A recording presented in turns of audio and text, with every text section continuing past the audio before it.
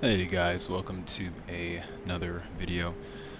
In this quick short of a video, I'm just gonna go over, or just do a voiceover for what's going on and what I'm doing.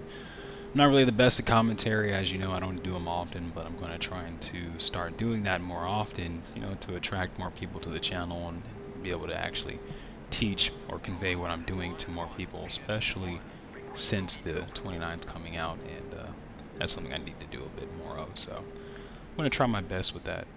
Um, but apologies in advance if there's any issues with the mic. I'm still trying to get those settings worked out. But right now I'm just trying to get a bearing for any bandits in the area with the AWACS.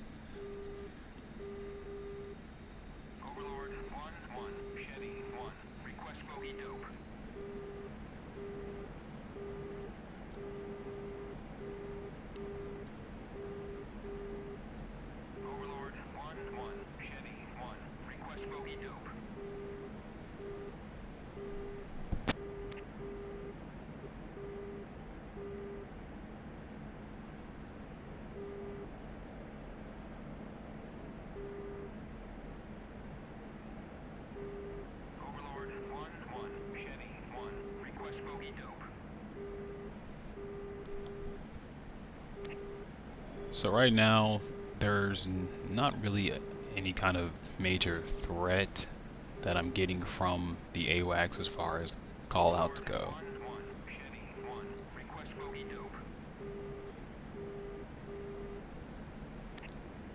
Now, I have a bandit that is 341 for 70 at 6,000. Now, I just need to confirm that. I believe this is the first time I started trying these tactics, because I should have went and maneuvered by now. So I think this is one of my earlier videos. I have a bunch of these. So the bandit's 344 for 60 at 6,000. He's getting in pretty close here, but not too close. I think it's like 30 miles or so. I'm not sure. But I get that spike from the bandit, so I need to immediately go defensive and break that lock. Based on the timeline, I don't have it in front of me, but I'm at a pretty good distance to where if an AMRAM is launched, I'm in a pretty good low PK range for the AMRAM here. Now I do a rapid descent to the earth to get into the Doppler notch ground clutter to defeat the bandit's radar, and as you can see, I have managed to defeat the radar as that spike is lost on the RWR there. And now I have to continue to get updates from AWACS so I can plan my attack. Unfortunately, the AWACS isn't the best. So that's something that we're going to have to bear with until we get that updated data link system for the 29. And the AWACS and DCS has always, to me personally, been very subpar, so take that as you will. This is definitely when I was developing the tactic in the early phases, because there's some things I would do completely differently now. So we dive into the notch, beam the bandit, and we get out of his radar scan zone as quickly as possible, usually with afterburner. Now the bandit's at 021 for 35. He's at 6,000. The purpose of that rapid altitude change is we want to get below the bandit's scan zone, and what I mean is that radar cone that emits from the nose of the bandit, we want to get below that. So now I'm picking up my speed. I want to go as fast as I can, but I'm also looking out for any RWR spikes. So right here I'm getting an RWR spike.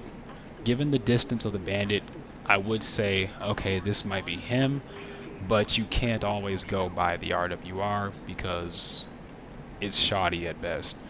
So I get a 046 for 17 at 7,000. That's our bandit. He's way above me. That RWR spike from earlier was not my bandit because I'm below him now. And this is the kill shot.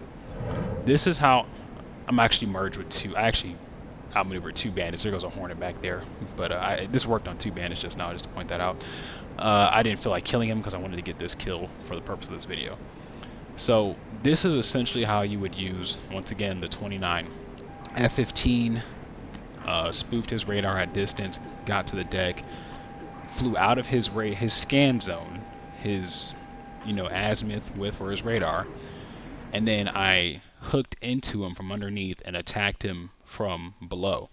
Um, this is, once again, something that you're going to do a lot of in the 29, so you're going to see this tactic repeated a lot. But there are various ways you can use that foundation to develop different ways to attack bandits. It doesn't always have to be in that manner. You can do it and then climb up rapidly and get into a BVR fight. There's a lot of ways to play around with the 29. But I just wanted to reiterate that by showing you another video of me doing the same exact thing in the last one to show that it's something that can be done repeatedly. As you can see, I managed to merge with 2 bandits here without getting shot at. That's lovely. Yeah, I ran out of video to talk over, so I had this picture, but I think I hit a tree. But ultimately, guys, or ladies and gents, whoever, with that basis of attack or plan of attack with what I did in the starting phase of the video, you can utilize the MiG-29 in 3 different ways, or maybe 2 different ways, but the root of the tactic is going to stay the same. Defeating the radar, and let's say I do that rapid descent to the ground, get into the notch. Maybe I want to do a J hook and come in low and merge, or maybe I want to defeat the bandit's radar, rapid altitude descent, turn hot, notch again, just to kind of bring the bandit in, and then rapidly climb and get above the bandit and attack them from above, which is not something you see very often in DCS.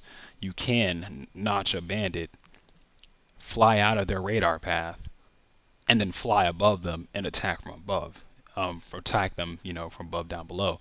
There are many things that you can kind of do, but that tactic is the focal point.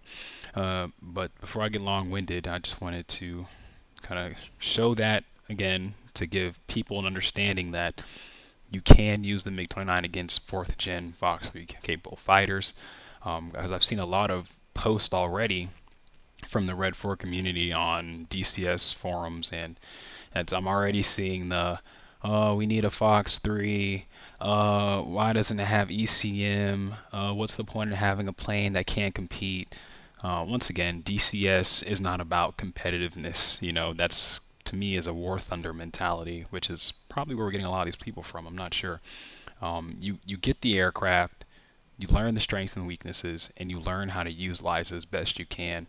And even though I don't have the biggest following, that's one thing I've been a huge component of with DCS. You've seen my F4 videos, you've seen my F5 videos, you've seen my MiG-21 videos.